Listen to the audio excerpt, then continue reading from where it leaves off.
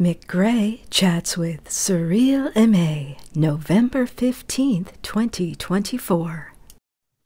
Hi. Hi, how are you? I'm good. How are you? So fantastic to have you here and talk to you. Glad to be here. I was just telling my wife today how excited I was because I only stumbled upon you, I'd say 6 months ago. I was laying on the couch listening to a local jazz station, and in between, say, Thelonious Monk and Sonny Rollins comes this live recording of this young lady scatting like Ella Fitzgerald. And I was just like, who the heck is that? And I called the DJ. I'm that kind of guy. I've always been the kind of guy that calls DJs. And I called him up and I said, who was that? He goes, hold on, I'm busy. And he went and did his thing and he comes back and then he goes, okay. And he was British and he was kind of having a hard time telling me some of the names of the records and stuff, because, they're like, say, in French he goes, well, I go, spell her name for me. I need to know who this is. So immediate fan I am. I jump on the internet. I find out, oh my God, she's playing in my neighborhood in like 3 months or something like that. So that's how I ended up at Coomba Jazz Center to see you a couple weeks ago. And we got to meet and I gave you my card and here you are on KMiC Radio. Mm-hmm. Welcome. Thank you. How are you this evening? I'm good. I'm calling in from New Orleans. New Orleans. Yep.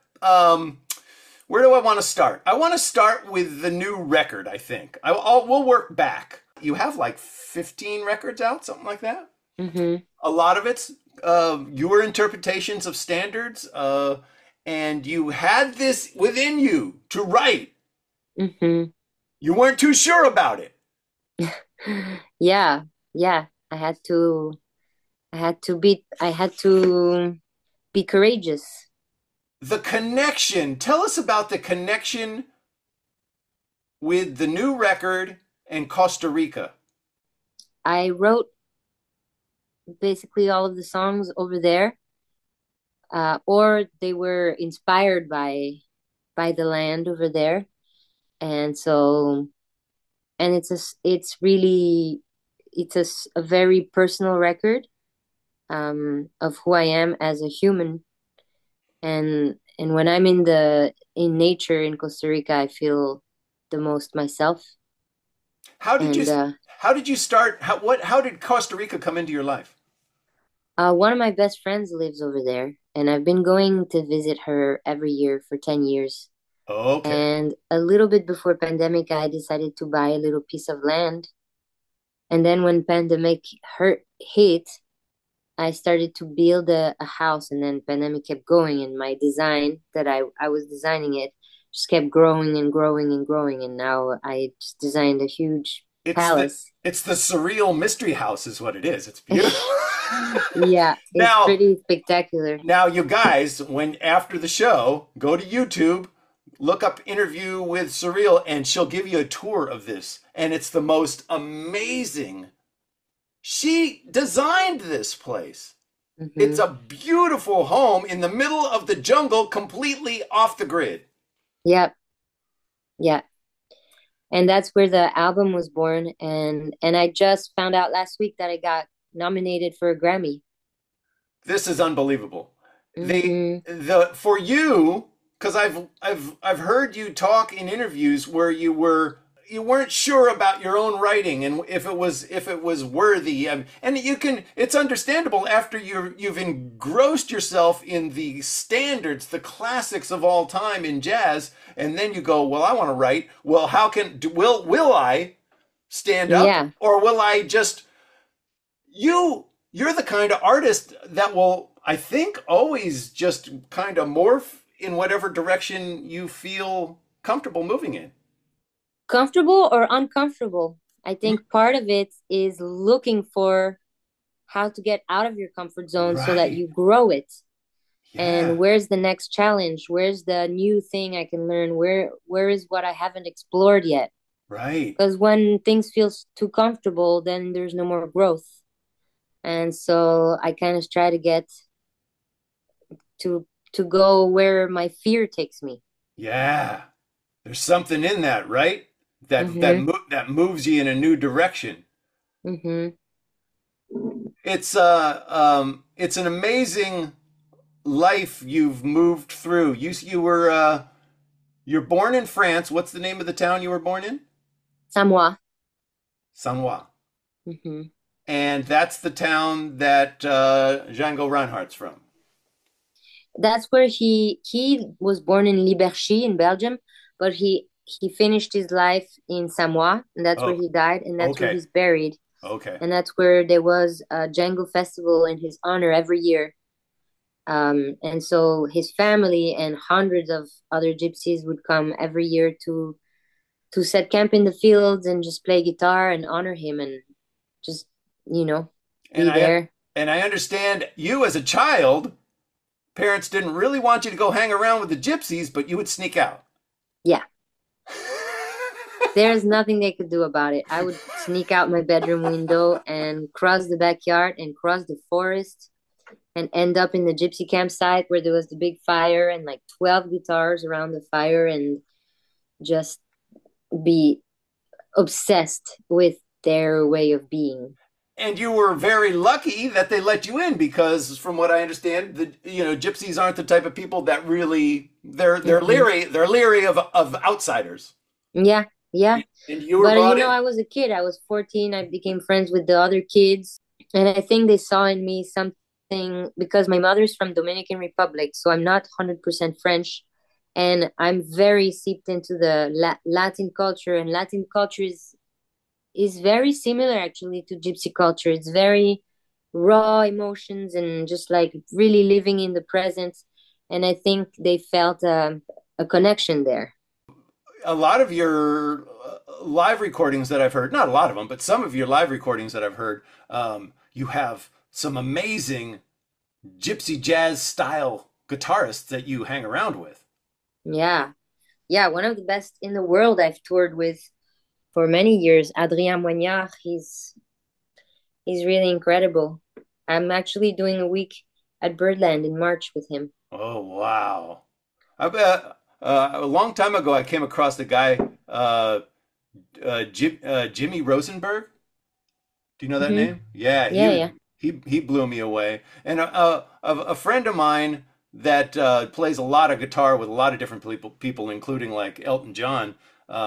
John Jorgensen does a gypsy jazz quartet that he tours with, and that stuff is just a unique style of guitar jazz that it's all on it's on its own. There's nothing like it. Hmm. It's really Yeah. beautiful. It's very acoustic. Yeah. Oh, yeah. I mean, almost completely. I don't think I've ever really heard anybody do any gypsy jazz electric. That might be an interesting way to go. I don't know. That sounds kind of interesting. I mean, you can do anything. You're just putting a word. Is it gypsy jazz? If it's electric, whatever. Who cares what it's called? Exactly. It's just music. But the cool thing about the way the gypsies use that instrument is that there's the lead guitarist, and then there's the comper, the pompiste, we call him in French, and he can be a guitar player and never play one note of solo his whole life. His job is just to be the Keeping it. percussion, keep time. And it's like Yeah. using the guitar as a percussion. And because there's no drummer in that style of music, because the drum set doesn't fit in the caravan. So it's Yeah. all small instruments, guitars, clarinets, violins, no piano, no drums, because of the small place where they live. So there's usually always a person that his specific job is just that percussive guitar sound. Yeah. Wow. That's pretty wild. Your instrument, your voice Hmm. is just unbelievable. And you have the ability to you speak how many different languages do you speak? 3 languages, French, Spanish, and English. And the use of of language uh, adds so much to the sound of a song and the way a song is projected. You know, I barely speak English, as you can see, and, and when I listen to a song sang in Spanish or sang in French, it's all about your instrument because I don't know what the story is behind it, you know? And to get that, then you're listening for emotion on how the sounds of the words are formed in these different languages. It's an amazing thing to listen to music by somebody of your caliber sung in different languages. I really appreciate it. Thank you. What do you have anything well, that you're working with right now that that you're moving forward closer, you know, something that's exciting you that you might be moving into next after this with this record? You can call it a pop record, but really it still has your jazz essence to it, even though it is a pop record. Yeah, it has a lot of who I am, and I'm a lot of different things. Right. I'm working towards organizing music retreats and workshops in the house that I designed in the jungle. And I want to share this beautiful experience of how much nature can inspire songs. Because the truth is, the songs are already all written. You just have to catch them. And they're out there if you can be open and listen. And sometimes we can't hear anything because there's too many distractions, and so when you get to really connect with nature, you start to hear the language that it speaks. And so I want to kind of teach music through listening to nature, and so I'm doing my very first retreat workshop called Jazz in the Jungle this January in my house in Costa Rica. Wow, so you already got one going. You're going to have one coming up. Man, that's how many people you think you'll have out there? I'm planning on having 15 students. Wow. I have like a faculty of 6 or 7 amazing musicians of all instruments. And I'm telling you, you're the first to know. I'm posting this next week. This is really cool. Yeah. And it'll be a week spent in this beautiful paradise jungle with an amazing river, and all the classes will take place in my house. And the community you live in your house is in an interesting community. I listened to another interview, a person from your community interviewing you, and it's kind of co-op. You guys trade. Yeah, we all work together. It's pretty neat. So my neighbor will do the cooking for the students, for the class. My other neighbor will do the hosting for, you know, sleeping. And we all work together. And one of my neighbors, she's also a voice teacher, so she'll be one of the teachers as well. It's gonna be really super fun. Wow. I was wondering when I was watching the video about your home there, what does it take to get, say, when you land in Costa Rica, what does it take to get from the airport to your home? Like an hour and 10 minutes. Huh. And is it all, you can drive to it? Yeah, but you're gonna need a 4x4. Yeah, it's a good drive. Wow, it's amazing. Yeah, when you're not, you guys, after we're done here, you should go look at that video. It's an unbelievable piece of property. You say the birds in your property are just unbelievable. There's toucans and all sorts of bizarre birds there. Yeah, I'll put the link in the chat. Yeah. Yeah, it's really spectacular. Well, this is an amazing direction that you'll go with your career here, to be able to do that and to be able to work out of that piece of property that you've poured your life into for the last 4 years.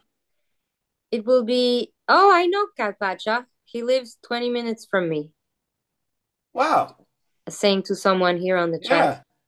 Yeah. Who is that? I know him. Who is that? He's a astronomer astrologist.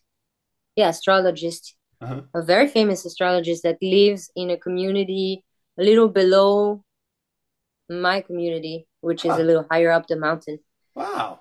I sent in the chat the link to the visit of the house. Very cool. Very cool. Thank you for doing that. Geez, let's talk about scat singing a little bit. How did you come about?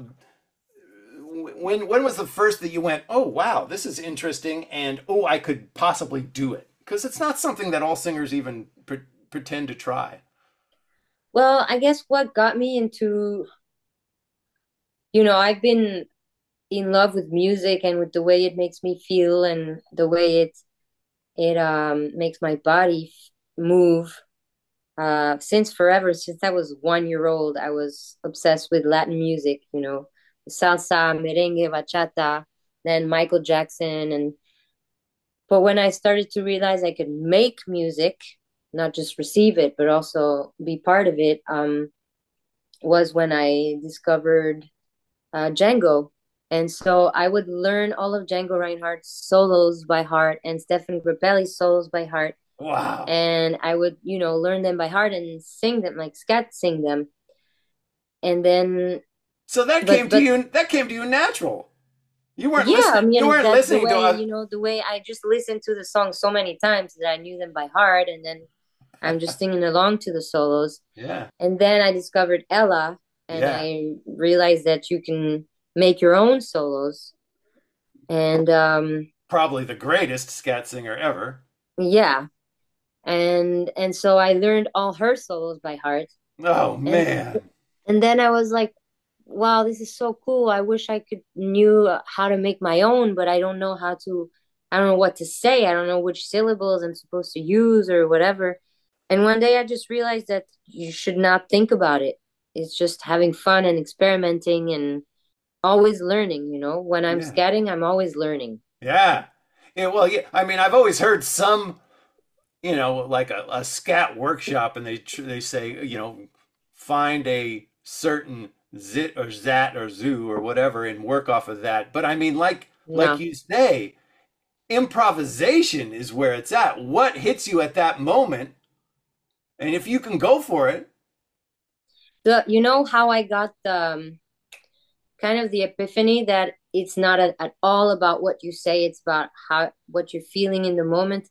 It was during the Django festival one time, and I was looking all over town for my mom because she had my keys and I couldn't get home, and I was looking and there's concerts everywhere in my village during the festival, and there was one concert going on in a boat, and I went down the boat to see if my mom was there, and it was the middle of the show, and there was this guy, this guitar player, scatting on the stage, and he was doing the most ridiculous thing. He was going like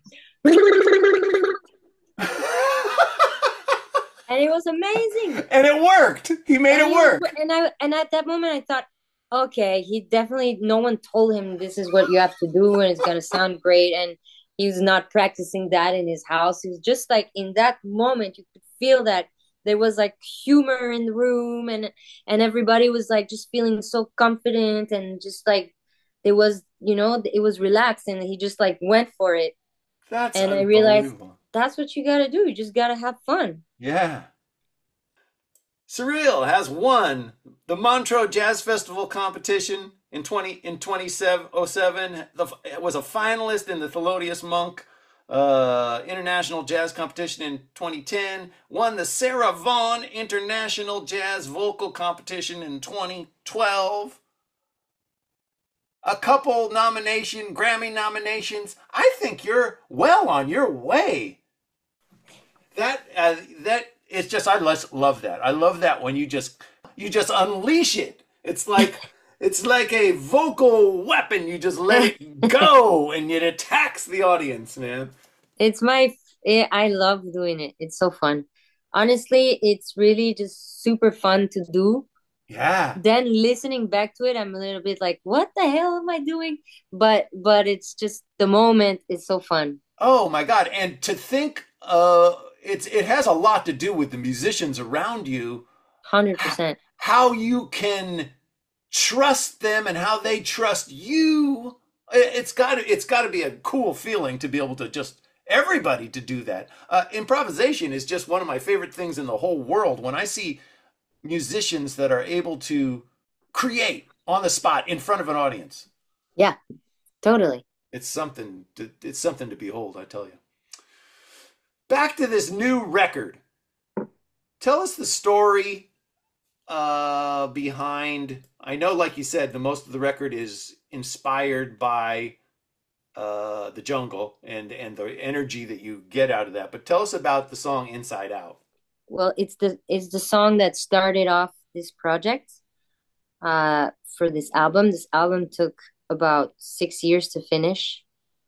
I wrote Inside and Out 7 years ago, and it's what kickstarted the whole project. Um, Once I wrote it, I went into the studio with the producer Jake Sherman in New York.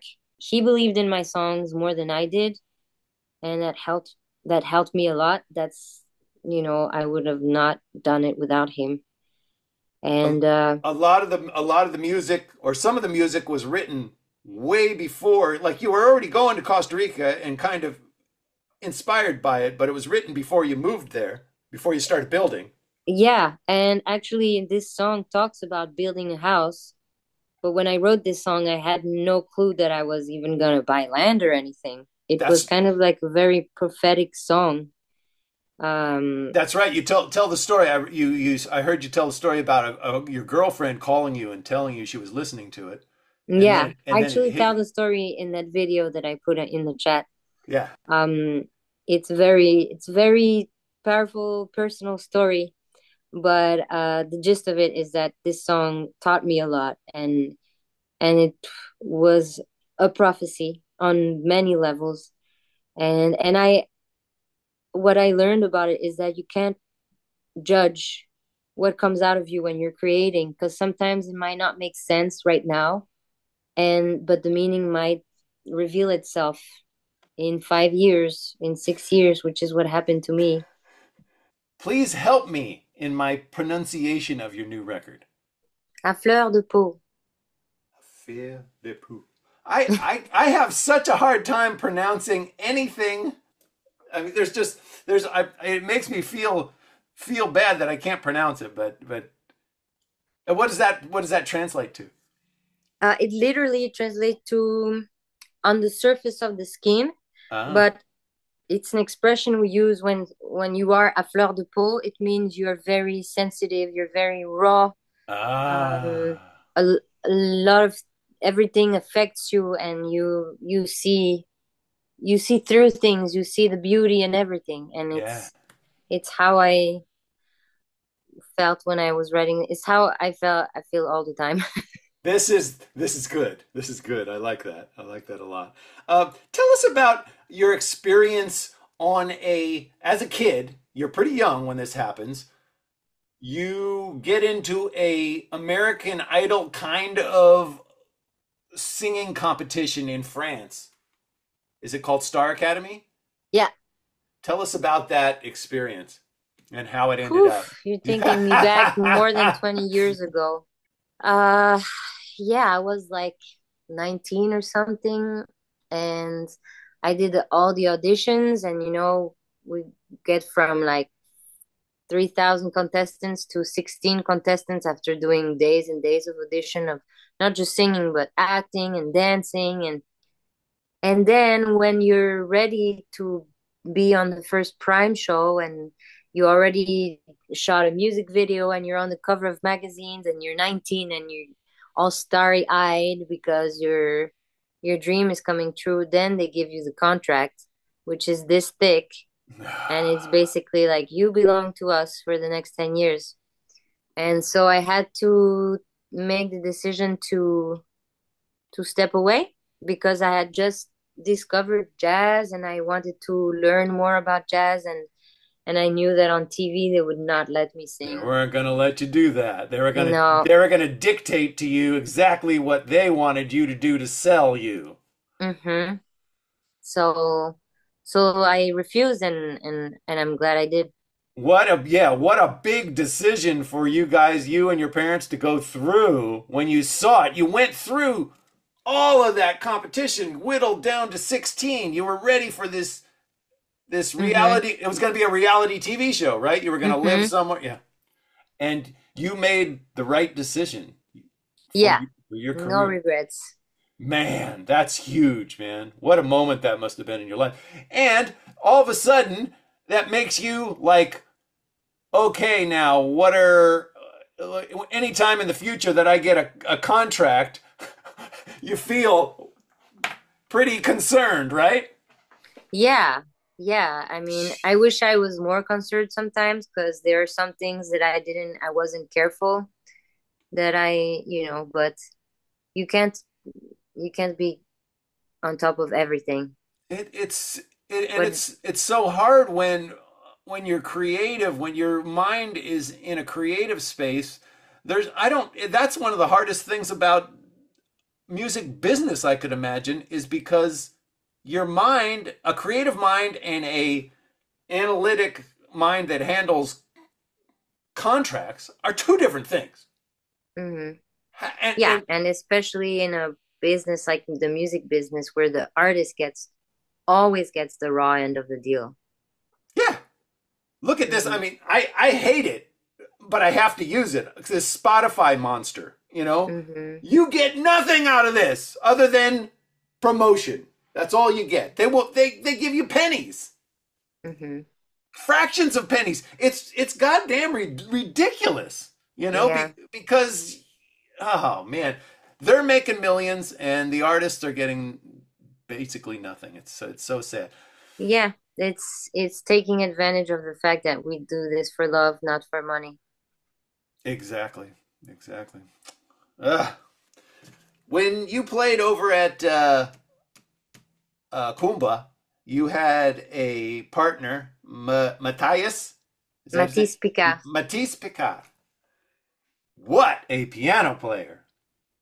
I know. Woo! Yeah, he's incredible. The energy that he had matched yours. It's just perfect. It's a perfect thing. Yeah, we get along really well. We've been playing together for 2 years, and I met him in New York, but we're from the same area in France. Oh wow, that's pretty So we cool. both kind of have the same, the same roots and the same culture, and yeah, we match really well. It's really amazing playing with him. Yeah, he's something, man. I would love to see you. I know that virtually it's come to the point where it's so hard to tour any kind of a big band or any kind of a band at all because it's just so um Yeah, just I play with my full band when I play in Birdland. That's the yeah, only time I can yeah. have the whole band. I'm glad you make videos and live albums Mm-hmm. for us that can't get out there very much, man, because it's pretty cool to see you with a full band like that. And this one album you made with an orchestra down in Louisiana, that must have been something. Yeah. You know, playing with a big band is not my favorite thing. I prefer small Yeah, because there's more connection, yeah. Well, there's more freedom. yeah, yeah. There's not And everybody has with that big of a band. Everybody yeah, has to be everyone's reading exactly charts and stuff on. They in have big to be on. bands. There's no moving around. There's no Hmm. improvisation. You just have to do the songs, right? Yeah. Yeah. I like small. I Yeah, love duo and yeah, I love just like, quartet. I love, yeah, being able to really connect with everyone and yeah. yeah. That one album you made, is it called "I'll Be Seeing You" with the Oh guitarist yeah. Michael Valenou? Hmm. That's yeah, like you say, just with a duo like that, just the way two people can connect Hmm. on that kind of Yeah. a level is something special, man. What you when you moved to New York, you moved there because you probably said to yourself, well, this is I want to do jazz. This is where I got to be. Yeah, I was before moving to New York, I was living in Dominican Republic because after the whole Star Academy thing, I moved to Dominican Republic and just started having gigs over there and from there I moved to New York. Yeah. And that